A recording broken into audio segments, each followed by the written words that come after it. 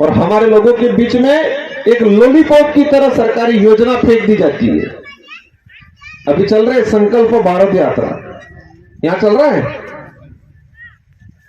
समाज के अधिकार की बात आती है तब लोग इकट्ठे होते हैं नहीं, लेकिन वो फ्री का कुछ सामान मिलने की बात आती है, पूरा ग्राउंड होगा स्कूल का या पंचायत का भर जाता है। भरता नहीं भरता है। सुबह 7-8 बजे से बैठे रहेंगे भूखे प्यासे, शाम की 5 बज जाएगी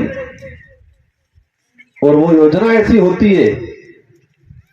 वो हमारे उधर कहावत है कि ऊंट यूं चबाता रहता है। हमारी बिली भाषा में कही हुई कि ऑटो वागुल है नीचे हियाल विचार करे, एक बार पढ़े, एक बार पढ़े, एक बार पढ़े। मतलब ऊंट चबाता रहता है तो सियार रहती है, नीचे देखती है, विचार करती है अभी कुछ गिरेगा खाऊंगा, अभी कुछ गिरेगा खाऊंगा। और ऐसी ही योजना ला रही है ये सरकार है। आवेदन कराती है, कागज करा रही है। आज इसका प्रॉफिट देखना, इसका स्टडी करना, इसका ये जो जितनी भी योजना आ रही है, 1000 लोग आवेदन करेंगे और ये 1000 लोग आवेदन करने के लिए लाखों रुपया खर्चा होगा लोगों का, और 1000 में से क्वालिफाई हो। इससे पहले कोकणी समाज के हमारे कुछ पदाधिकारी मिले तो मैं सोचते हुए आ रहा था कि ये आदिवासी समुदाय इस देश का मूल मालिक है, लेकिन मालिक की स्थिति एक किराएदार जैसी हो गई है।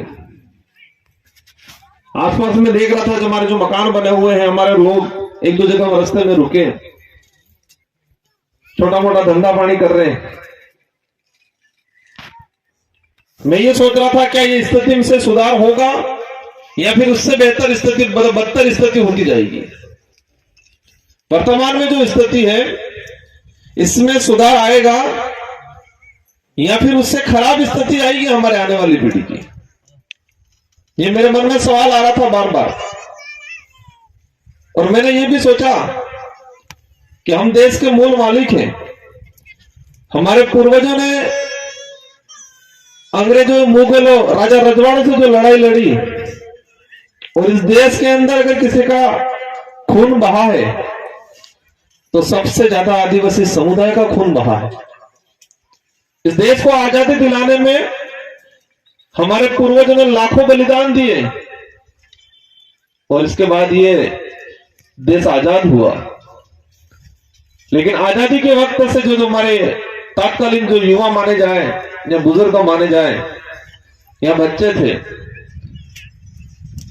और आजादी के नशे में इतने डूब गए संभल ही नहीं पाए, और आजादी में क्या मिला वो समझ ही नहीं पाए, और धीरे धीरे स्थिति खराब होती गई।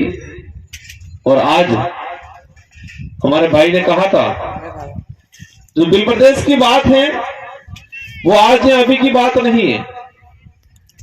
भारत आदिवासी पार्टी अकेली बात अभी नई बात उठाई, नई मांग उठाई, वो नहीं है। ये हमारे पूर्वजों ने, और बिल प्रदेश की मांग को लेके ही कई आंदोलन हुए। आपने मानगढ़ का आंदोलन सुना होगा। एक दिन में 1500 आदिवासी मारे गए थे तुरंत, गोविंद गुरु के नेतृत्व में, और वो भी बिल राज कायम करने की मांग कर रहे थे। उस बिल प्रदेश के लिए ही एक दिन के अंदर 1500 आदिवासी मारे गए, और आज उस लड़ाई को हम भूल गए, पार्टियों में बट गए। मैं आ रहा था, हमारे कुछ बुजुर्ग साथी बैठे हुए थे उधर, विचार कर रहे होंगे ये पार्टी आई है, क्या हो रहा है। क्योंकि हमारे पुराने लोगों में एक मानसिकता बैठ गई है कि कांग्रेस है और भाजपा है, और हो सकता आजादी के बाद होना चाहिए था। जो खुद का नेतृत्व आजादी के बाद शुरू करना चाहिए था, वो आज हो रहा है।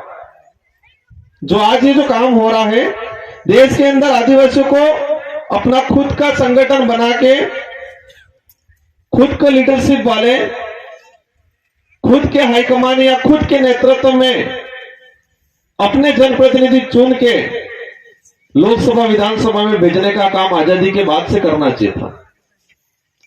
लेकिन खुद का घर नहीं बनाया हमने।